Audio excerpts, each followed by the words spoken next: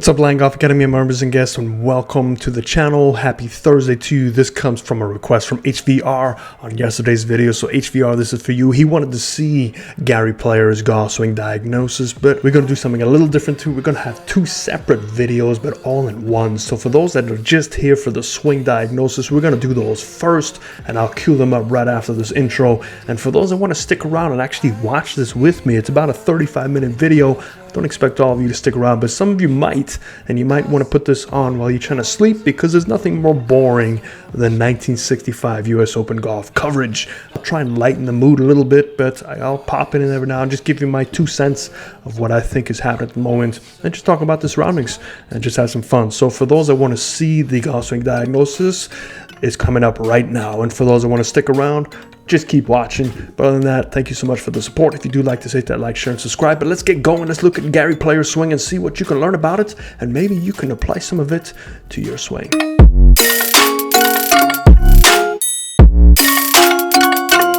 On my multiple screen setup, and I've got this one queued up for us to look at. So we know this one went right. We'll see kind of why it went right, but more importantly, let's just take a look at his motions overall. So let's get it so when he doesn't have that little kick forward. Okay, right there. So let's draw the spine angle. We're going to draw the lower plane line and the upper plane line and the back brace line. So these are the couple of good ones we can watch. All right, so now what we're going to look at is arches of the heels, and this is at a weird angle. So let's put the arches of the heels a little bit more forward so it makes more sense. Okay, so we see how that centerness is kicking more over. You watch what happens as we see Gary Player swing, take back, and he loses his posture forward, he loses his weighting forward.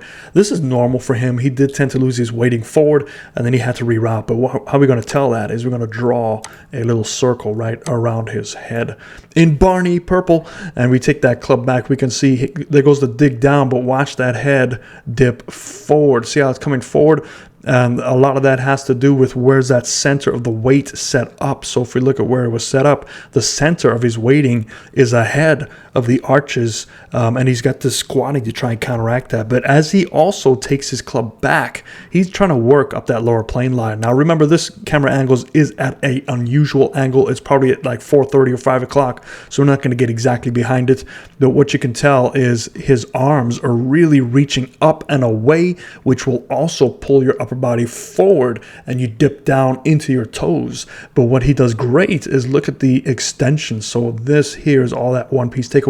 And if you take a listen to him, how he thought his golf swing worked is he wanted to take his setup and just turn around the setup. So he's not trying to enact the forearms. He's not trying to pull that club head back. He's just basically turning around a setup, and he does a really good job here. And then he comes to the top of the swing. So we see the shoulder tilt has dipped down, and he has a newer spine angle. So you can see he dipped down. Now, in order to counteract that, he has to now dip back up.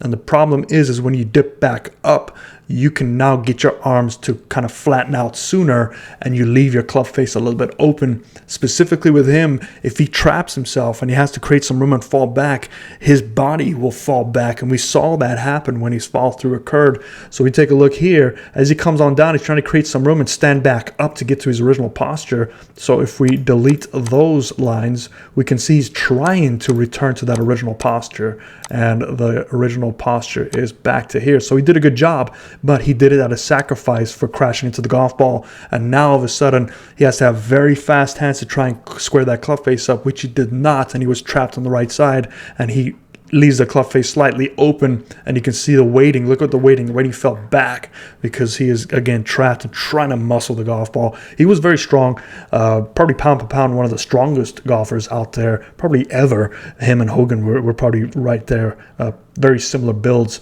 and he wasn't happy with that. He hit it to the right side. So let's look at the swing, and let's look at how he keeps that connection. So watch that triangle between his hands and his chest as he turns through. Look at that, it's still together. So this is where he thought for himself, is just turn around your setup. And For him, he has to get his hands up and away. So look at all this gap. Like this spacing here is very vital for him because he's not a very tall man. So he needs to create some length, some width. And this is how he did it, is he felt like his whole body was reaching away as far as he could. And you can see this left side of his lat muscle really kind of stretching because that's what he's looking for while he turns around. So he's able to create a great width. Once he gets to the top of the swing, this is where probably most of us can get to a good turn. And you see, there's a lot of X factor. Look, so the hips, even though he probably felt like he's opening the hips a lot, he's not really. I mean, he's just barely turning those hips, and those shoulders are really turning around those hips. And look at the top of the swing here so we can get a better idea. So let's redraw that turn. So there's the hips. I mean, it's hard to do it all in black, but let's just try and take a look. That is a lot of torque. So we connect this one and we connect this one. You can see where the torque is falling into right around there. And obviously, the longer the line becomes, the more stretch you're going to have. So think about that. That's all stretch that he is feeling on his left side. Now, if you don't feel that stretch, you are either opening your hips too much with your body, or you have now rolled your arms back to make up for that lack of turn, because the club can get there just as easily without you turning. So you might want to start to look for you on your swing is, where do you feel the stretch? Do you feel any stretch? If you don't feel any stretch, maybe you're not turning enough. Maybe your hips are turning too much with your shoulders and you're not helping yourself out to get that stretch. Now remember, it's not necessarily stretching like a rubber band. We don't stretch and it recoils and bounces around. All you're doing is, with the muscle fibers, is you're stretching them out. So when you contract your muscles, they have more coverage. They can cover further time. They can cover further length in the same amount of time. And that's how you get that boom. So it comes down to fast twitch and slow twitch muscle speed. So it really depends on who you are, but you can really take advantage of it if you know what type of twitch speed you have. Now we come on through, look at that. So now the hips really fire. The whole upper body's firing too. And this is another thing he thought about, is he just turns as hard as he can. You can see he doesn't stop turning. He just completely turns, even past impact. So all the time he is turning. We see some players today, when they get right about here, have to reconnect. The shoulders kind of slow down the turn, and then the hands catch up to the center. But here, he just turns right through and he just bombs the ball. I mean, for his size, he can really hit the golf ball hard. And this is making sure that he's swinging up, he's falling back. Many times I've seen him hit where he takes his right foot and falls left. So he's trying to get his whole body weight over. It depends on, the shot. Now let's take a look at who's next here. Okay, now let's take a look at this swing, because they're a little bit different, but they're the same principles. This is definitely more hunched over. It's probably a taller gentleman. And remember, these clubs were probably 43 inches long with these drivers. Wooden persimmons, very tough to hit. So they couldn't go too long because the weighting would be off. And you just want it to be a little bit shorter.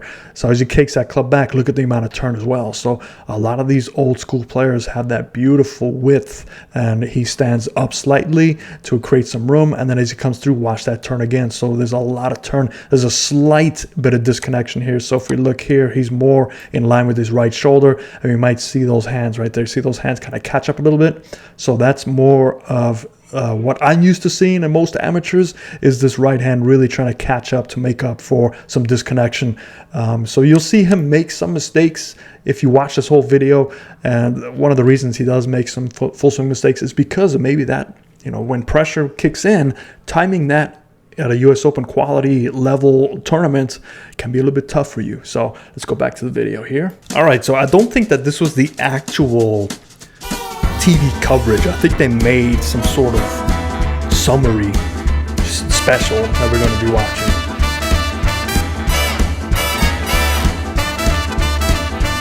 Now, just what is the Open?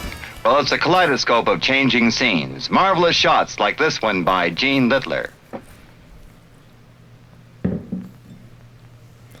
A masterful iron by Bruce Devlin.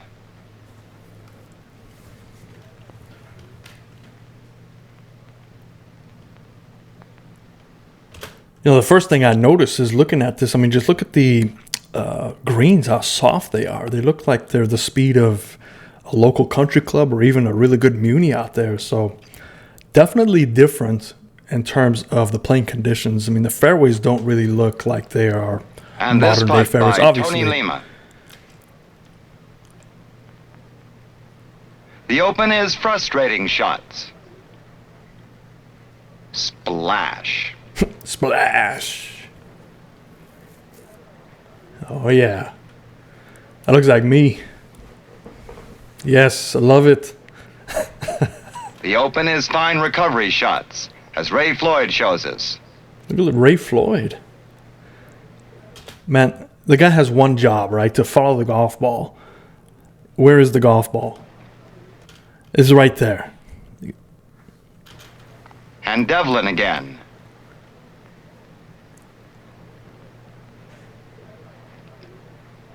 Gene Littler.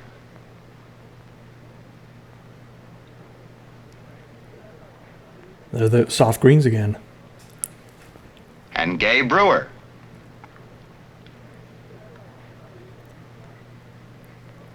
The Open is champions. Ken Venturi, the defender.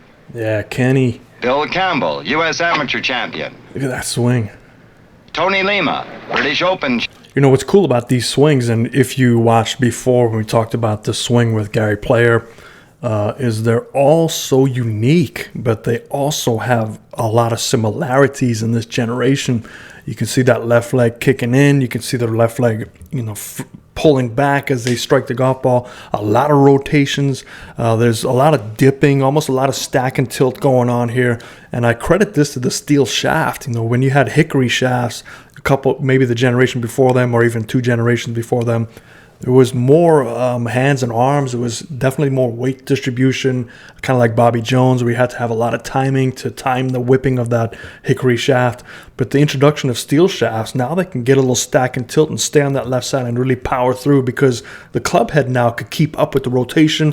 It didn't flutter around as much, although a persimmon-headed steel shafted club is very hard to hit. I don't know if most of my people watching, they're my age or a little bit older. We all know what it's like to hit a persimmon driver. But for the young guys out there, young guys and girls, unless you've hit one with some old Bellata golf balls, I mean, if you pound a persimmon driver with a Bellata golf ball, you're hitting a 240.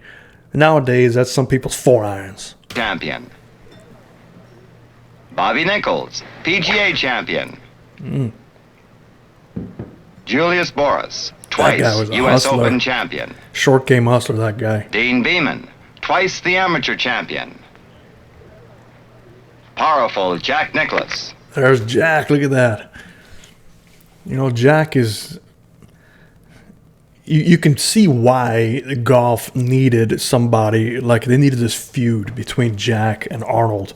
And look at the people behind, right? So this is one of the things that I try and stress to the PGA of America. Look at the gallery behind and look at the gallery behind nowadays. We don't see difference of people watching. Has the game truly grown? It still looks like the same gallery 50, 60 years ago than it is now. So has the game really grown? I don't know. We still see the same demographics out there. So you tell me. And the redoubtable Arnold Palmer. Man, they did Arnold wrong there. I mean, they took him in the bushes. You could barely see his legs moving. Man, you got to do Arnold a little bit better than that. So coverage was a little bit different too. Man, that's Arnie's Army. Gary Player, There he the is. little South African who has won almost every title but the U.S. Open. The Open is wonderful golf holes. The third at Belle Reve, a par 3. So just look at that. Look at the background. I mean, this is the U.S. Open. And, I don't know what day this was. It might have been a Monday or Tuesday. Maybe it was a practice round. Maybe it was the actual competition round. But the people, there's nobody there. There's no ropes. There's no tents. I mean, nowadays it's such a media circus. And you can really attribute this to the global growers of the game. Arnold Palmer. And then the next superstar was probably Greg Norman. And the next superstar after that, obviously we had Jack along the way, so we're not going to disregard him. But in terms of, reaching a demographic that's different, then we had obviously Tiger. And Tiger really, boom, propelled us. do we have somebody to replace Tiger? I mean, we don't really have anybody that I can think of. John Daly was good. He wasn't as dominant as Tiger, but he was definitely more talented than Tiger. And even Tiger said, if I had John's talent, I would have won probably 30 majors. That just shows how much talent John had. And he rode that talent, but he attracted us because he was us. He didn't fear his issues, smoker, drinker, had issues at home, and he didn't fear. He wore it on his sleeves. I mean, we all knew John, and that's what attracted us to John. We don't really have anybody like that now. There's no characters on tour, so it's going to be interesting to see who steps up. Maybe one of you watching this will step up.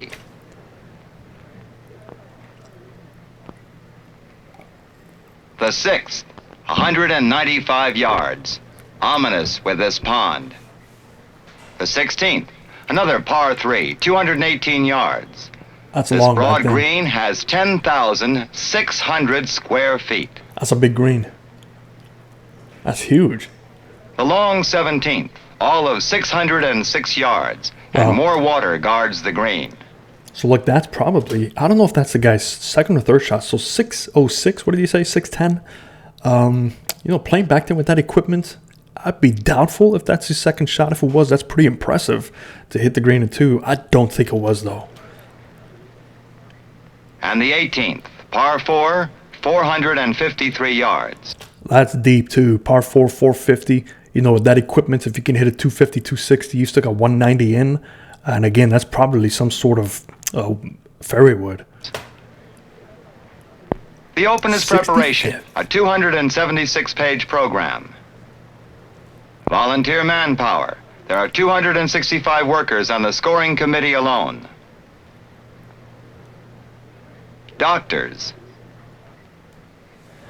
That is one sketchy hospital and police headquarters. Looks more like a circus. Policemen. And 4 caddies to locate balls hit offline.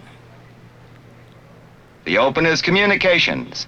A temporary building for the press houses 200 typewriters and a special interview room for press conferences. 750,000 words will go out all over the world. A television microwave tower. That also looks pretty. I wonder if OSHA was a part of that build. You think that'll fly through some OSHA checkpoints? I don't know. Look at that. Can you imagine climbing up that thing? I mean, it looks almost like a Lego tower. 100 feet high. The Open is vast crowds. A lot of crowds. And smooth control of crowds by expert marshals. The Open is course care, spraying fungicide. Grass is cut at 4 graduated heights. The green itself, then a short collar, next a 2-inch high belt of rough, and finally, 4-inch rough beyond that. Yeah, it's about the same now, 2 and 4. Hole locations are carefully selected before play each day. Water hazard boundaries are painted. Now let's hear what Gary Player thinks about the course. I think this is one of the best U.S. Open golf courses that I've played. It is without a doubt the toughest one that I've played. And I think that the fairways are also the best conditioned fairways I've ever seen anywhere. You made an interesting comment about foreign professionals being taught to drive straight, whereas over here you said you can drive erratically at times and still make money on the tour. Well, that's quite right. You do not have to be playing golf in the United States, the way we play on the United States circuit, you do not have to be a very straight hitter. You have to be a very, very strong person and hit the ball just a long way.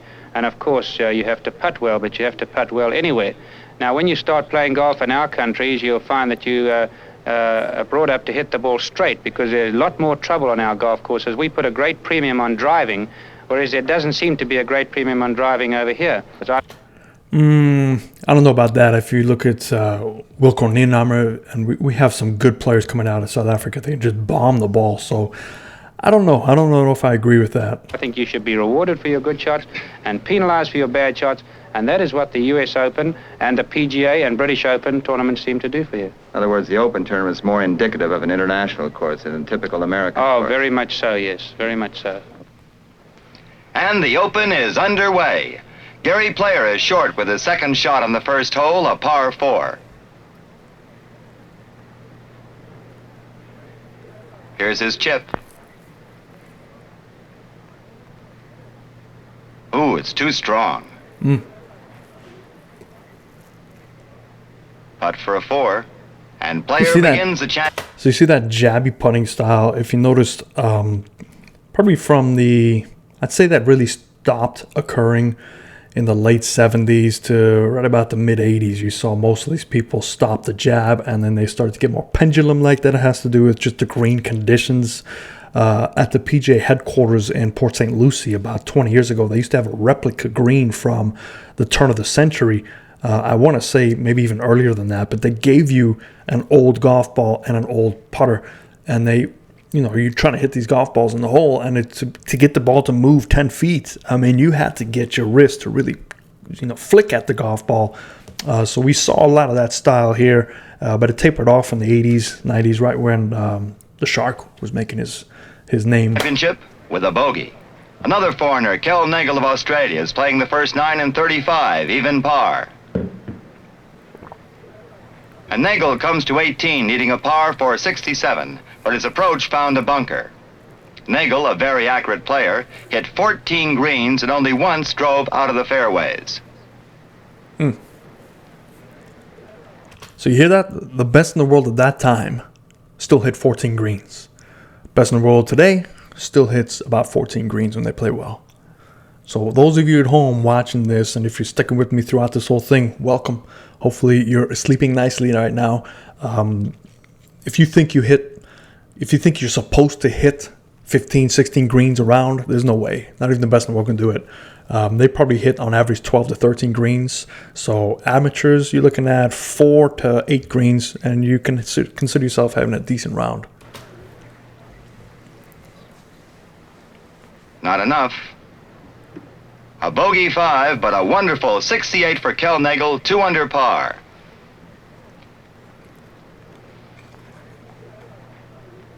An amateur, Dean Beeman, is causing a stir. Beeman's putting, smooth as silk, paves the way for a 69.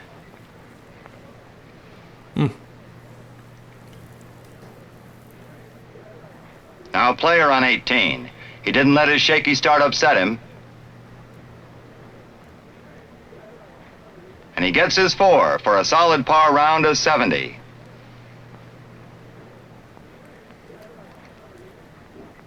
In the field of 150, only 3 men managed to break Bellerive's par of 70.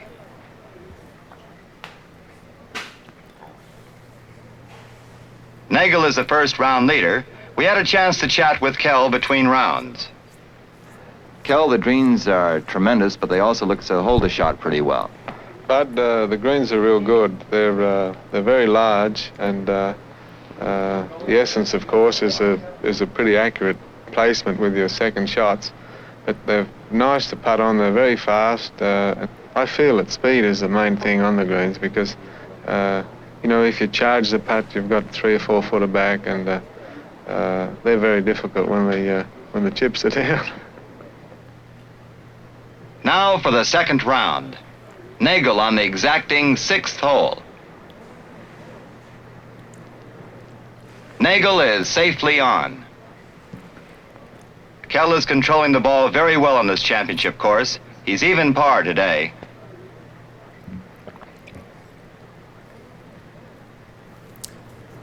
I just can't get over how slow the greens are.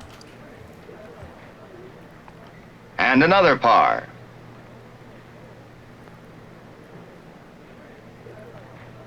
Dean Beeman is right at Nagle's heels. He's had 5 straight pars. All right, you know what we're going to do? We're going to skip ahead till the middle, because I think that is where we see the short third. Nagle plays a 3-iron on the 15. He's still looking. Now. Yeah, here's, he missed it. So this is where I think Gary had at one point Nagle, who was 3 strokes behind just a minute ago, now has a 5-foot putt for a birdie. And if he makes it, he'll be tied for the lead. He did it. So this is where Gary, I believe, at one point had a 2 or 3 stroke lead. And we saw Gary miss, and he made a birdie, and he cut it down to even at this point. So Gary almost lost this with his poor putting a la McIlroy this year.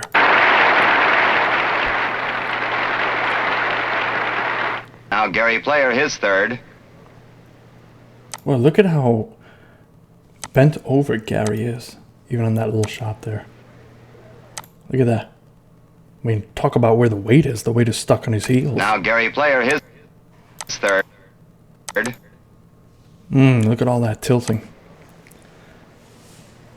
Definitely slammed down on the ball. And look at those two balls. They're both 8 feet What did they say, that saying? I haven't seen balls that close since the shower this morning. from the cup. Beard is now 3 strokes behind. And that birdie wraps up third place for him. Player has had a chance to study Beard's putt. Exactly the same line.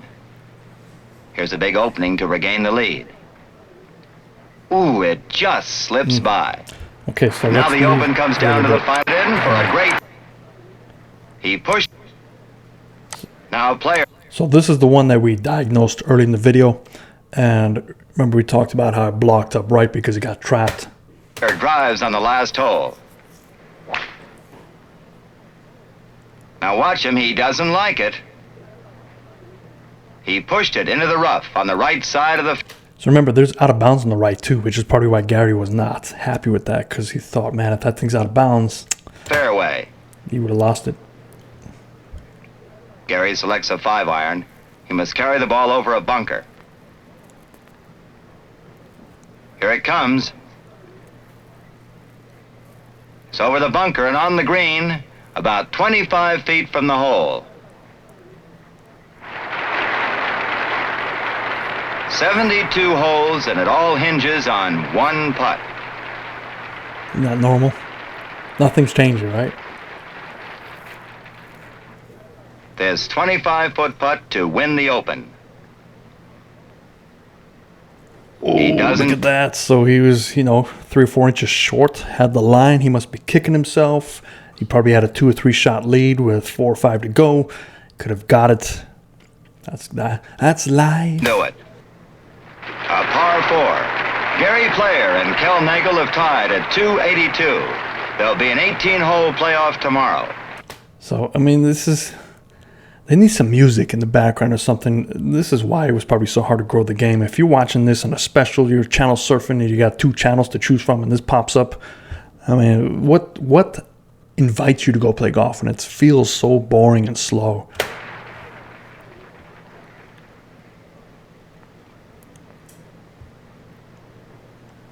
Let's skip ahead. Looks like Gary's done, but he's never won a tournament in the United States.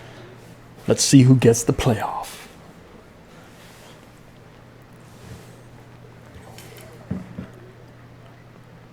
Kel is home in 2 on the first green, 25 feet away. And that's too long.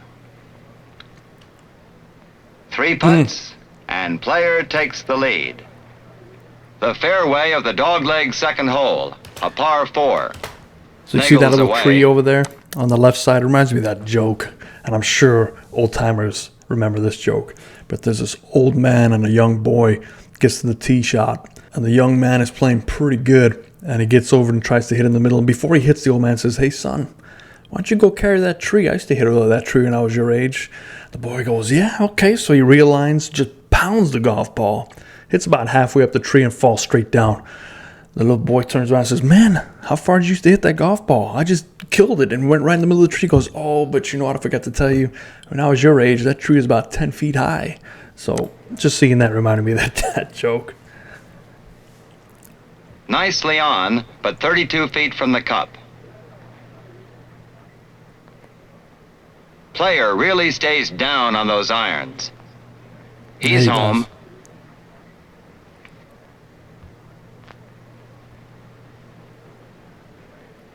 Player with a 35-foot putt. And he made it. Ooh, look at that, 35-foot drainer. So now that puts him up by 2 if the other guy misses. It looks like Nagel will fall 2 behind very early in the round.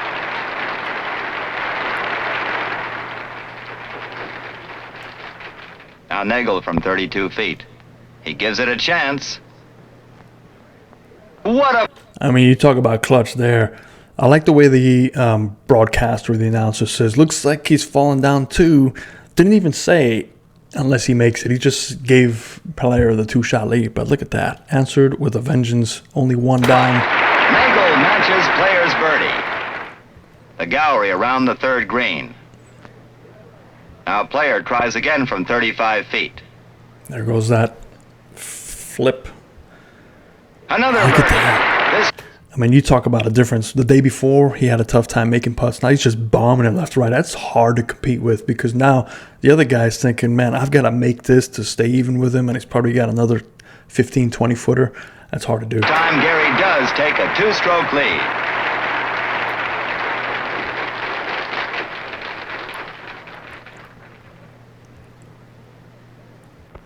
Gary misses the green at the 4th hole, and that costs him half of his advantage. But Nagel has serious trouble on the 5th. His drive struck a woman in the forehead, and now His drive struck a woman in the forehead. The way that he just nonchalantly says, oh, he has some problems. His drive hit a lady right in the forehead. his second shot hits another woman. The ball caroms down into the fairway. Did he just say he hit another woman? Let's go back a little bit here. Woman. The ball caroms down a woman. Drive struck a woman in the forehead, and now his second shot hits another woman. The ball caroms down into the fairway. So he hits a lady in the forehead on his tee shot. Second shot hits another lady.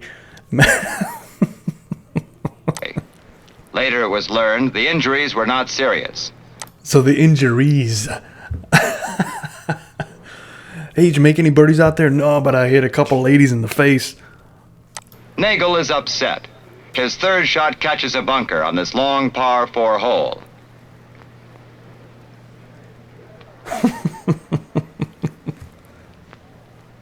He explodes from the bunker, and Nagel is on his way to a double bogey 6 and falls 3 strokes behind.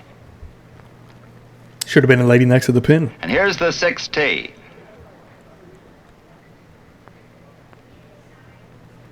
Player has already missed the green, and a fine shot here by Kel Nagel. Look at that shot.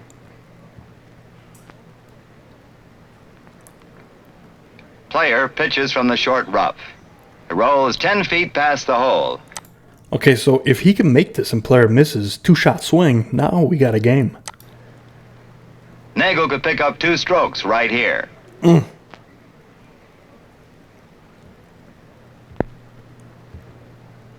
Here's Player. Wow. So look at that. What a difference putting can make, right? You have some guy you think, you got like a 10-footer for birdie. Some guy blasts it over. You think, okay, he's going to make bogey. Let me make this 2-shot swing. You guys walk away tie. So match play, you get distinguished between stroke play and match play. Sometimes when you're playing stroke play, you've got to switch your mentality in match play. It's only them two. It's not like there's the rest of the field. So even though it's stroke play, he's got to think that Gary's going to chip this in first of all, so I got to make this for the tie. And then once Gary misses it, he's got to think, I've got to make this to at least get 1 stroke. So you always got to stay super aggressive. I'm not saying he didn't think that, but that's how you need to think when you're out there. And what putting by Gary Player. His lead stays at 3 strokes.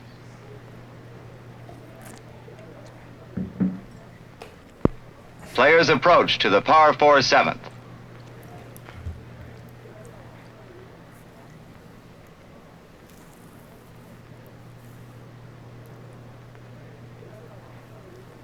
And now Nagel. I think the next video that we watch, if we do one of these again, we're going to choose a video that has a little bit more life. There's just so much dead air in this, and we need some music or something.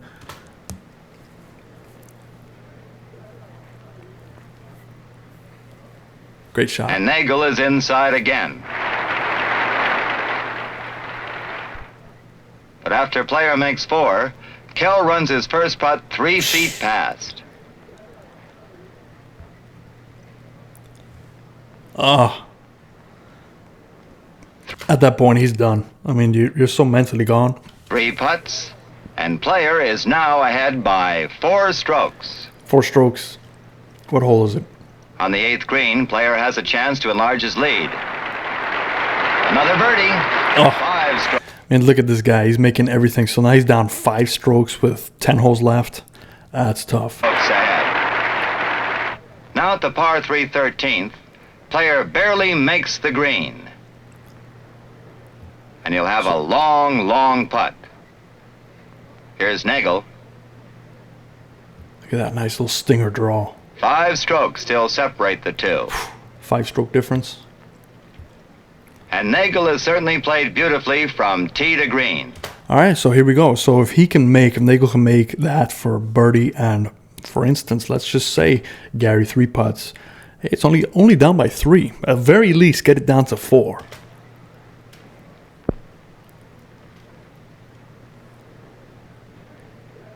Player putts from all of 75 feet with a big left to right break. It's a good putt. It's a must make right here. A jabby. And That looked like me. I know that look. I know that jabby, just give up on it. Nagel just can't buy a putt. And Yeah. player is so good on those 5-footers. Nagel, and it's a Yeah, that was his last chance. I mean, he's got, what, 4 holes left? 5 holes left. It's still down 5. 4, you can start to mount a little comeback, get some momentum on your side, but not like that. a pair of 3s, but the holes are running out for Cal. Player's in trouble on 17. This is his 3rd shot on the par 5 hole. He nearly hit it in the water. Look where the 4 caddy marks the ball. Oh, wow. Okay.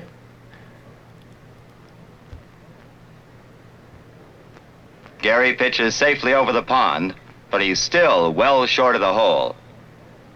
And that will Got a cost chance. him 1 stroke of his lead. See there, it's 4, right? Let's go back a couple holes. If it's down to 3, that's a big difference. There's some pressure behind you. 4 is still a good lead with, what, 3, 4 holes left? On the 18th, there's out of bounds to the right, and Gary won't have any part of that. Yeah, remember when he, on the last hole of his regulation, he blocked it out to the right, brought in out of bounds. Now, he's like, look, I got a 4-stroke lead. I'm going way left. There's no out of bounds. Even if I hit those trees, I still got 4 shots to play with. He aims the ball near the bunkers on the left, but hooks it into the trees. Yeah, that's fine. It's a smart play. After playing a safety shot, player can reach the green with an 8-iron. He's comfortably home now. Took his medicine, got plenty of lead. It's his to win or lose now. Nagel's out of it. He couldn't make a putt after the 2nd hole, and player gave away nothing until the very end. Yeah, no pressure.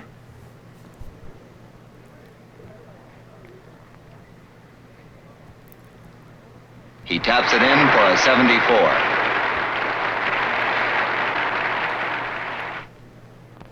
Player carefully brings it up close.